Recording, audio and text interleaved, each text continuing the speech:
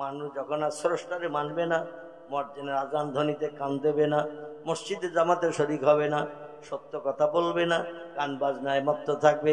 আল্লাহ বলেন আমার নাম 24 ঘন্টায় বান্দারা একটা বারও জপ করে না, আমার নাম ধরে ডাকে না, আমার সাদের দুনিয়া রাখার দরকার নাই। আমি দুনিয়া ধ্বংস করব। এজা তুলিয়ে শামসে মাগরিবে হয়, সেদিন দুনিয়া ধ্বংসের জন্য একটু নমুনা তোমাদের জানিয়ে দিলাম, অ্যাডভান্স আগাম। সেটা তোমরা বাস্তবে দেখতে পারবে সেদিন তোমরা দুনিয়ায় বেঁচে থাকতে পারবে, সেদিন বাস্তবে দেখতে পারবে আমার কোরআনের তত্ত্ব সত্যকে মিথ্যা।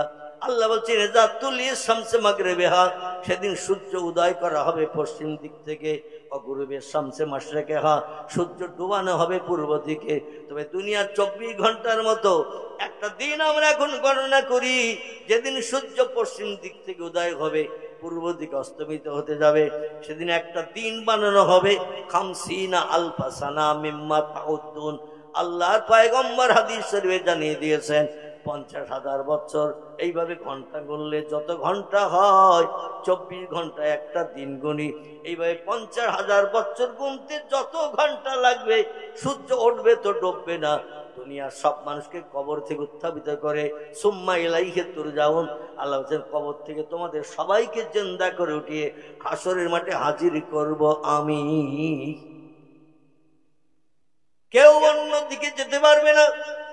কোন ব্যক্তি চিন্তা করে হাসরে যাব না, বিপদে পড়বো, ও পালানোর যে অন্যদিকে যাবে, দৌড়াতে দৌড়াতে দৌড়াতে দৌড়াতে নির্জন জায়গায় হাজির হয়ে হাঁপাতে থাকবে, শ্বাস নিঃশ্বাস জোরে জোরে ফেলবে। বহু পথ দৌড়িয়ে এসেছি আল্লাহর দরবারে আসামি না হওয়ার কারণে।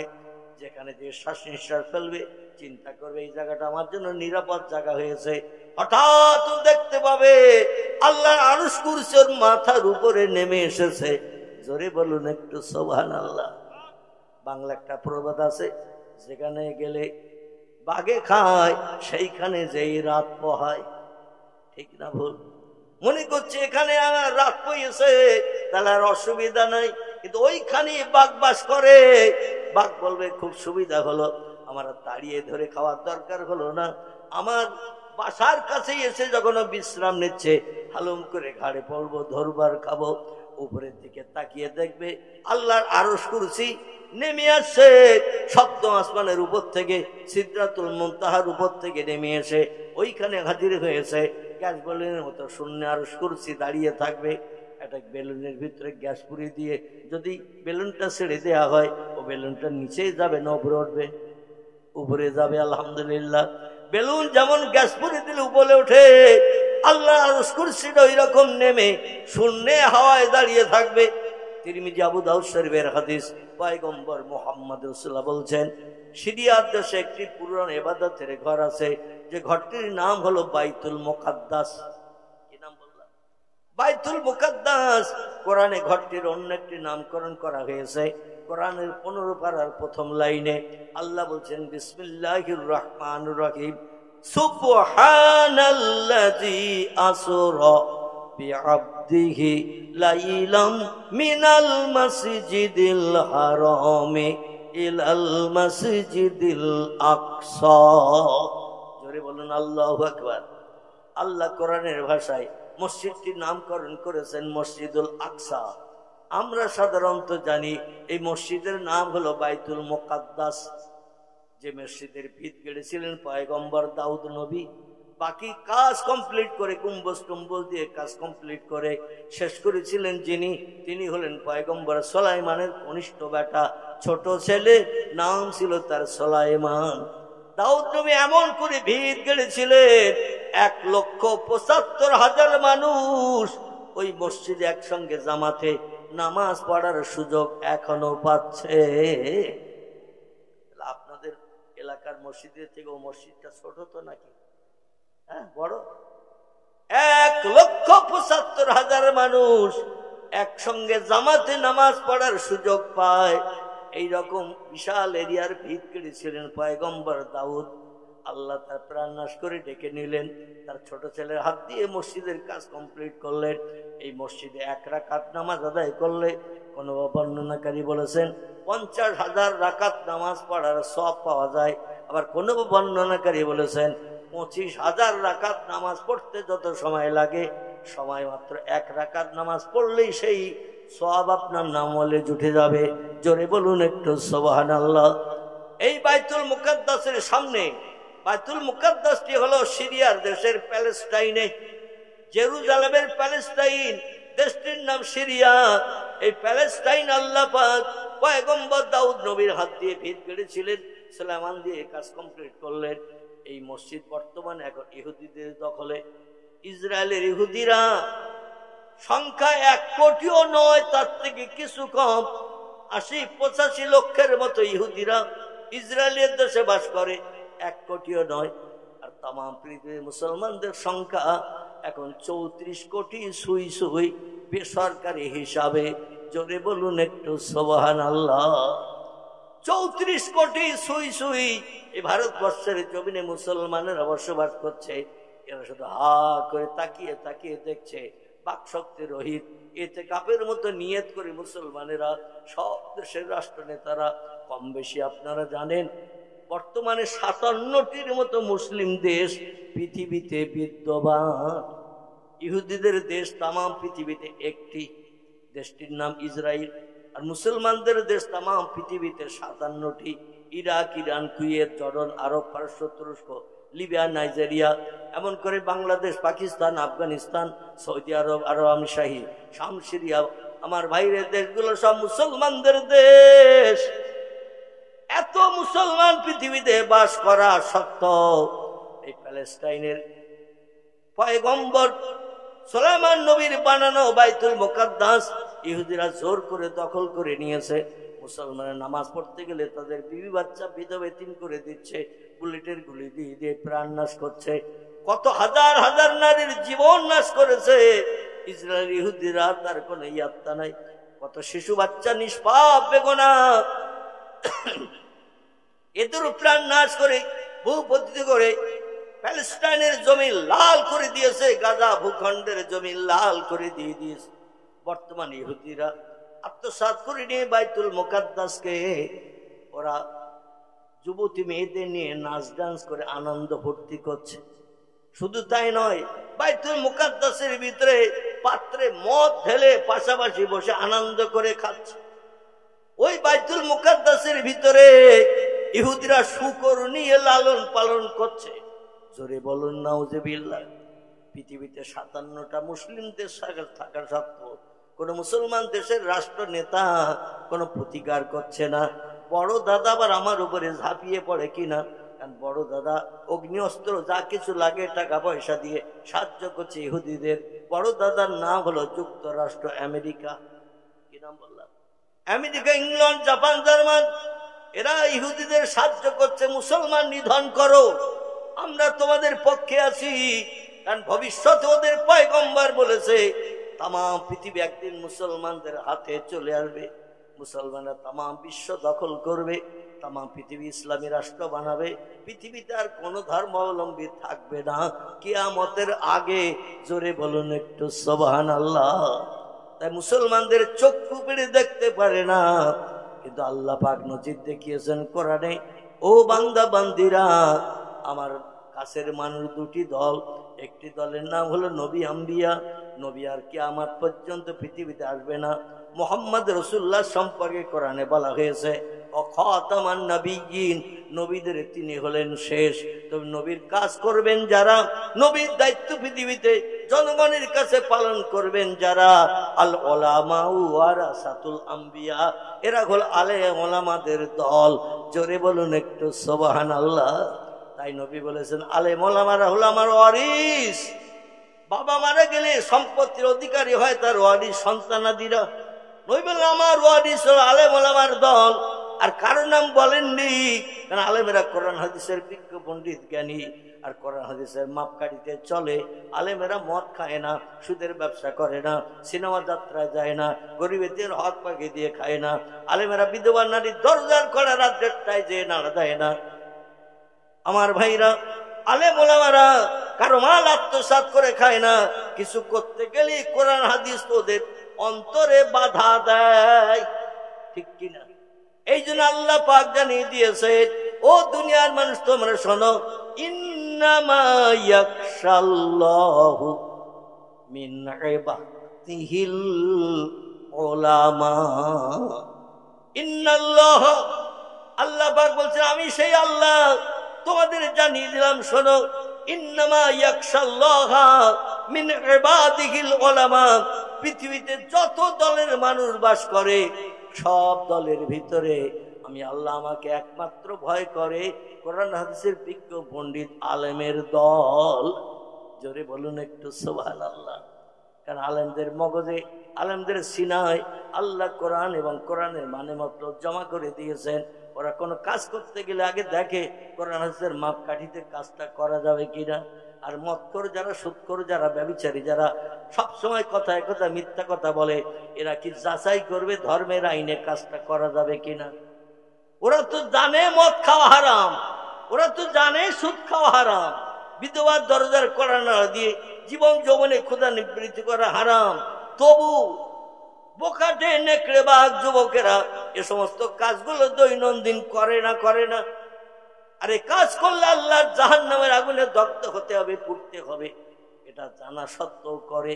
কিন্তু আলেমের এই কাজগুলো করে না। এই জন্য আলেমেরা আল্লাহর প্রিয় বান্দা। বর্তমানে এদের বলা হয় অলি আউলিয়ার দল। কিসের দল? অলি আউলিয়ার দল।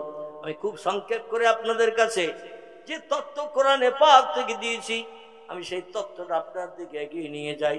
একটু বাড়ি গিয়ে চিন্তা ভাবনা করবেন। আল্লাহ বললেন তুলিতুল লাইলা ফিন্নাহার, ও দুনিয়ার মানুষ আমি রাতের বেলা দিন বানাই, তুলিজুন নাহারা ফিল লাইল, আবার দিনের বেলাও রাত বানাই।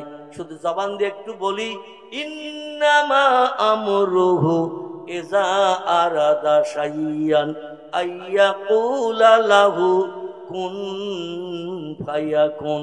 জোরে বলুন একটু আল্লাহু আকবার। আল্লাহ বলছেন আমি যখন কোনো ইচ্ছা প্রকাশ করি, কোনো কাজ করার পরিকল্পনা চিন্তা ভাবনা করি, আমার জবান দিয়ে একটু বলি আইয়াকুলা লাহু, আমার জবান দিয়ে আমি একটু ওই সম্পর্কে বলি কুন হ ফায়াকুন, সঙ্গে সঙ্গে সেটা হয়ে যায়। আমার কোনো কিছু বানাতে রাতও লাগে না, দিনও লাগে না, সময় লাগে না, শুধু একটু বলি কুন, সঙ্গে সঙ্গে সেটা হয়। আমি হলাম এইরকম একজন পাওয়ারফুল স্রষ্টা। জোরে বলুন একটু সুবহানাল্লাহ।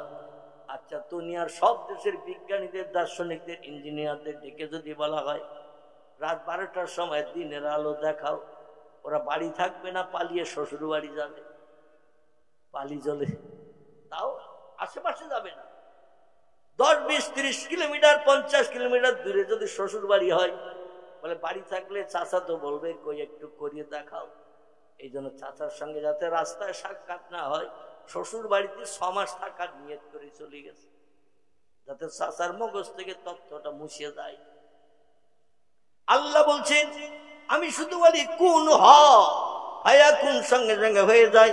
শুধু তাই নয়, অতুখরিজুল হাইয়া মিনাল মাইয়িতে অতুখরিজুল মাইয়িতা মিনাল হাইয়্যি। আল্লাহ বলছেন শোনো বান্দারা, কিয়ামত অবধি তোমরা যেটা পারবে না আমি আল্লাহ সেটা পারি। এই জন্য আমি সব সৃষ্টির প্রভু। জোরে বলুন একটু সুবহানাল্লাহ। সেটি কি? আল্লাহ বলছেন আমি জিন্দারে মারি, আবার মরাকেও জিন্দা করে দেখাই। জোরে বলা যাবে না একটু সুবহানাল্লাহ? পৃথিবীর মানুষ জিন্দা থাকতে ট্রিটমেন্ট করে সুস্থ করে, কিন্তু কোনো মানুষ যদি হসপিটালে, নার্সিং হোমে মারা যায়, ডাক্তার তারে আর হসপিটালে রাখে, নার্সিং হোমে রাখে, পরে 6 দিন পরে আবার জিন্দা হবে, থাক রাখে। আমার ভাইরা ডেথ সার্টিফিকেট দিয়ে বলবে বাড়ি নিয়ে যাও, সদ্গতি করো, শেষকৃত করো। এটা বলে না? বলে না? আল্লাহ বলছেন আমার কাছে ওর সমস্ত বালাই নাই, আমি জিন্দারও মারি, আবার মরাকেও জিন্দা করে দেখাই। শুধু তাই নয়, ওয়াতারযুকু মান তাশাউ বিগাইরি হিসাব। জোরে বলুন আল্লাহু আকবার। আল্লাহ বলছে রিজিকের মালিক আমি আল্লাহ। পৃথিবীতে শুধু মানুষ বাস করে না, বর্তমান বিজ্ঞানীরা দূরবীক্ষণ যন্ত্র দিয়ে পৃথিবীর সৃষ্টিরে দেখে তাজ্জব হয়ে গেছে। বিজ্ঞানীরা অনুবীক্ষণ যন্ত্র দূরবীক্ষণ যন্ত্র চোখে লাগিয়ে, ইংরেজিতে যারা আই গ্লাস বলা হয়, খালি চোখে যেটা দেখা যায় না, দূরবীন লাগালে সেটা ধরা পড়ে, এরকম যন্ত্র দিয়ে দেখে ওরা বিজ্ঞানীরা থ হয়ে গেছে। বর্তমানে পৃথিবীতে সৃষ্টির সংখ্যা 1.5 লক্ষ ছাড়িয়ে গেছে। বাঘ একটা সৃষ্টি, ভল্লুক একটা সৃষ্টি, হাতি একটা সৃষ্টি, গন্ডার একটা সৃষ্টি, ইঁদুর একটা সৃষ্টি, কুকুর একটা সৃষ্টি, বিড়াল একটা সৃষ্টি, মাছ একটা সৃষ্টি, পাখি একটা সৃষ্টি। এইভাবে সৃষ্টির সংখ্যা পৃথিবীতে 1.5 লক্ষ ছাড়িয়ে গেছে। এক একটা সৃষ্টি আবার কত কোটি কোটি। বিজ্ঞান আজও পর্যন্ত ইতিহাসে ভূগোল বইতে তত্ত্বকে লিখেছে। বিজ্ঞানীরা শুধু মানুষের তথ্য দেয়, তাম পৃথিবীতে 850 কোটি।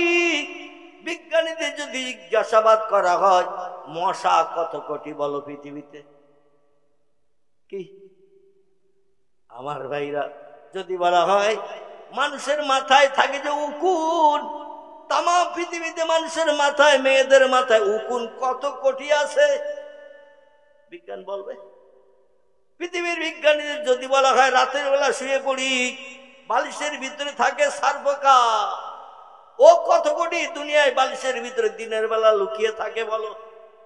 বলতে পারবে। যদি বলা হয় সুন্দরবনের জঙ্গলে বাঘ কটা, বিজ্ঞানীরা বলবে হেলিকপ্টার চালিয়ে দেখে এসেছি 296টা। বাঘের তত্ত্বটা পেয়েছে, কিন্তু মশার তত্ত্ব দিতে পারিনি, সারপকা উকুনের তত্ত্ব দিতে পারিনি, কারণ মানুষের তত্ত্ব দিয়েছে। আল্লাহ ডেকে বলছেন যে খবর তোমরা জানো না সে খবর আমি জানি। যত সৃষ্টি পৃথিবীতে বাস করে সব সৃষ্টি আমার রিজিকের উপরে নির্ভর করে। আমার দেওয়া এক দানা বেশি খায় না, আবার এক দানা কম খায় না। দৈনন্দিন আমি তাদের জন্য পরিবেশন করি। জোরে বলুন সুবহান। মুসাফির আল্লাহর দরবারে হাত দুখানা উঠাবো, যে হাত দুখানা কাবা ঘরের দেওয়ালে আল্লাহর একটা জান্নাতি পাথর সেট করা রয়েছে, যে পাথরটির নাম হলো হাজরে আসওয়াদ। নবী বলছেন এই পাথরে যদি আমার কোনো উম্মত হাত লাগায়, যদি কোনো উম্মত ঠোঁট লাগায়, ওই হাত আর ঠোঁট জীবনে জাহান্নামের আগুনে স্পর্শ করতে পারবে না। জোরে বলুন একটু সুবহানাল্লাহ। আল্লাহ পাক আপনাদের নেক ও খাদ্য আর বাবরকতে অধমকে 3টি বার নবীজির দেশ দেখার সুযোগ দিয়েছেন। আর নবীজির দেশে যাওয়ার কারণে কাবা শরীফ তওয়াফ করতে যে আমি 13টি বার এই হাত দুটো হাজরে আসওয়াদের গায়ে ঘষেছি, এই ঠোঁট দুটো হাজরে আসওয়াদে চুম্বন দিয়ে অন্তত 3-4 মিনিটের মতো মাথা ঢুকে রেখেছিলাম। 3 থেকে 4 মিনিটের মতো প্রতিবার। আমার ভাইরা, আমার মা বোনেদের কাছে অনুরোধ রাখছি, আপনারা যারা পাশে আপনাদের বসার জায়গায় বসে আছেন, ও মায়েরা, অধমের কথার দিকে একটু লক্ষ্য করে, এই হাতে বিড়ি ধরি না, এ হাতে সিগারেট ধরি না, এ হাতে পানের খিলে স্পর্শ করি না। দেখতে দেখতে 40 বছরের মতো হয়ে গেল আমি অধম চায়ের কাপও হাত দিই না। কিসের কাপ বললাম? চায়ের কাপও। 40 বছরের মতো হলো আমি চায়ের কাপও হাত দিই না। যদি বলেন হুজুর চা খাওয়া কি হারাম, আমি অবশ্যই বলবো চা খাওয়া হলো হালাল, এর শরীয়তে খাওয়া যাবে, কোনো অপরাধ নাই, পাপ নাই। কিন্তু আমি কেন খাই না সেই তথ্যটি আপনাদের কাছে দেব।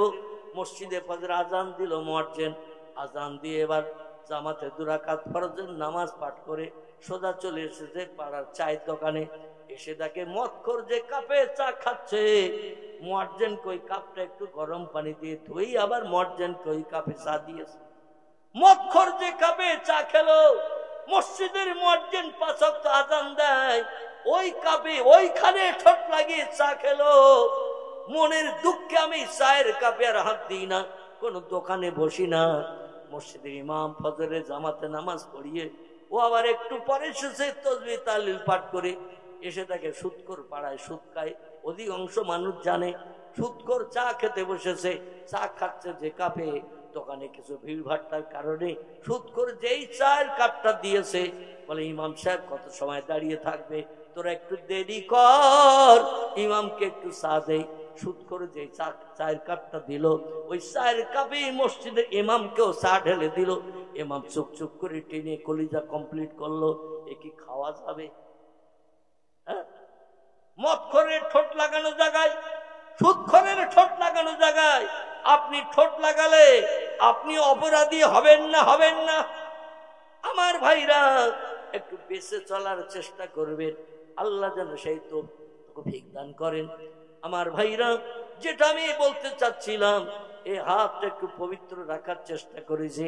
এ হাতে বিড়ি ধরি না, সিগারেট ধরি না, পানের খেলি ধরি না, তেরঙ্গার প্যাকেট স্পর্শ করি না, ফুরুলি, পেজি, পাপড়, ফুসকা কোন অবৈধ মেয়ের হাতে আল্লাহ অধমকে দেয়নি। হাত দুটো কাবার দেওয়ালের জান্নাতি পাথর ইজ্জতের খাতিরে হাত দুটো পবিত্র রাখার চেষ্টা করেছি। আজকের এই হাত আপনাদের হাতে লাগাতে দেব। আমি সব দিন দিই না, সময় সুযোগ সবাইকে দিই না। আজকের আপনাদের হাতে হাত লাগাতে দেব, যে হাতে বিড়ি খেয়েছেন, সিগারেট খেয়েছেন, বন্ধুর পাল্লায় পড়ে মদের গ্লাসও চুমুক দিয়েছেন কিনা আল্লাহই জানেন। সুদের ব্যবসা খোর, সুদখোর, তার বাড়িতে নিমন্ত্রণ খেয়ে হারাম খেয়ে বাড়ি এসেছে। আমি এই পবিত্র জান্নাতি পাথরে লাগানো হাতে আপনাদের হাতে এই জন্য হাত দেব, আল্লাহ জান্নাতি পাথর ইজ্জতের খাতিরে আপনাদের হাতের ময়লা পরিষ্কার করে দিয়ে আপনাদের কষ্ট করা পরিশ্রম করার টাকাগুলো আল্লাহ কিয়ামত পর্যন্ত যেন সাদকায়ে জারিয়ায় কবুল করে নেন। সকলে বলুন আমিন। যে কয়জন ব্যক্তি আছেন যারা এখনো দেননি, একটু আসবেন আমার কাছে, তবে খালি হাতে নয়, খালি খালি মোসাফা হবে না। অন্তত 100, 200, 500 যার যেমন পারকতার ক্ষমতা আছে, শেষ বেলায় একটু আমার হাতে হাত লাগিয়ে আল্লাহর ব্যাংকের বইতে রক্ত ঘামানো, ঘাম ঝরানো পয়সা, বিবি বাচ্চার মুখের খোরাক, ওই পয়সাটা মাদ্রাসায় দান করেন, আল্লাহর নবীর মাদ্রাসায় দান করেন। হাসরের মাঠে যেদিন আপনার পাশে কেউ দাঁড়াবে না, সেদিন নবী আপনার নাজ নিয়ে জান্নাতে যাবে না। জোরে বলুন একটু আমিন, জোরে বলুন একটু আমিন। আমার মায়েরা, বোনেরা, মাদ্রাসা কমিটির তরফ থেকে আপনাদের কাছে কর্তৃপক্ষরা গিয়েছেন, আপনাদের কাপড়ের আসলে যা কিছু বাধা আছে, 20, 50, 100, 200 মেয়েরা পয়সা করি পেলে দেখবেন কাপড়ের আসলের কোনায় বেঁধে রাখে, ঠিক কিনা? ও মায়ের আঁচল খুলে দিন, আল্লাহ নবীর মুখে হাসি ফুটান, নবীর শাফাতের চিন্তা ভাবনা করুন। স্বামী আপনার হবে না, ছেলে আপনার হবে না, মেয়ে আপনার হবে না, ভাই আপনার হবে না। আল্লাহ কোরআনে বলছেন, ইয়াউমা ইয়াফিরুল মারউ মিন আখিহি ওয়া উম্মিহি ওয়া আবিহি ওয়া সাহিবাতিহি ওয়া বানিহি আল আখির। জোরে বলুন আল্লাহু আকবার। সেদিন বড় ভয়ঙ্কর দিন হবে, যেদিন কেউ কোন আপন জনের সাহায্য করবে না। সেদিন এই রক্ত ঘামানো, ঘাম ঝরানো পয়সা আল্লাহর কোরআন সেদিন জবান খুলে আপনার হাত ধরে টেনে জান্নাতে নিয়ে যাবেন। আসেন কেউ আল্লাহর কোরআনের ইজ্জতের খাতিরে, মাদ্রাসার উন্নতি কল্পে আমার হাতে একটু হাত লাগানোর ইচ্ছা নিয়ে